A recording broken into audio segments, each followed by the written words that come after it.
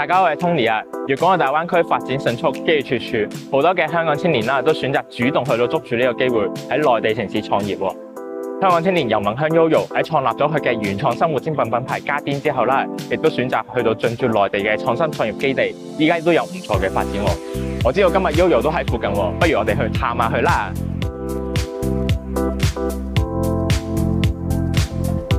Hello Yoyo， 好耐冇見。Hello， 好耐冇見。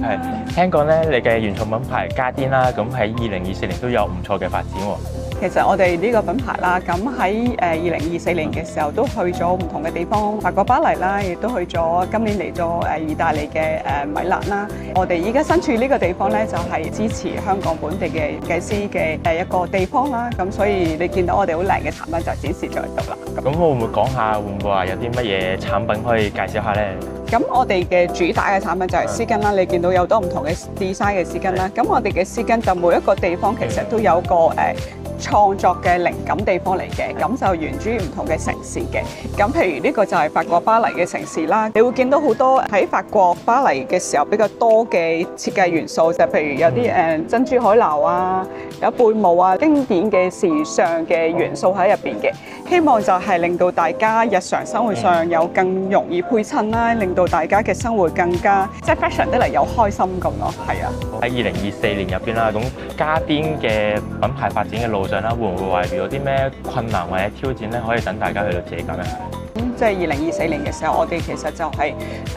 比較多就係發展更多嘅一啲海外嘅渠道啦。咁亦都有更多嘅地方去展示我哋產品啦，俾更多人認識我哋嘅設計啦。咁亦希望將香港嘅故事啦、中國嘅故事啦、我哋設計嘅美好嘅生活嘅故事咧，帶翻出去俾唔同嘅世界各地嘅人咯。咁家癲啦，會唔會之後亦都喺未來會有一啲嘅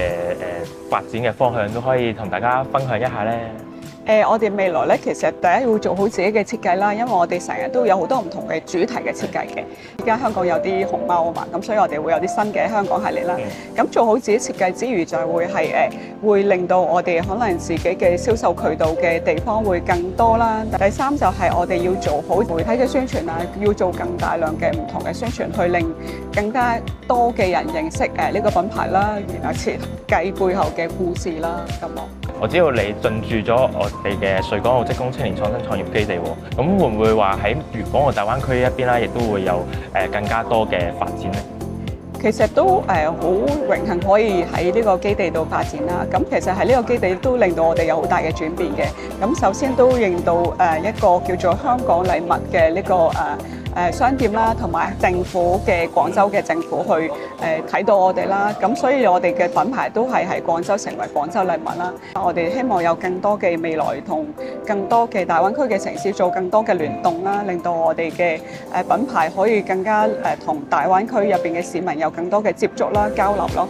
好，咁今日真係好多謝 Yoyo 嘅分享啦，咁亦都希望家癲嘅品牌可以蒸一日上啦，同埋設計多啲更加好睇、更加精美嘅原創嘅 product 啦。如果大家都想好似 Yoyo 咁樣開拓內地市場，把握粵港澳大灣區嘅發展機遇，咁就可以嚟到位於廣州員村嘅穗港澳職工青年創新創業基地。呢個基地係由香港工會聯合會、澳門工聯總會同埋廣州市總工會3地工會合作打造嘅，可以為有意嚟到創業嘅青年提供最長2年嘅免費辦公場地，而且仲有灣區社喺廣州嘅青年中心，為大家提供落地嘅生活支援服務。如果大家有興趣嚟到廣州創業嘅話，就快啲嚟聯絡我哋啦！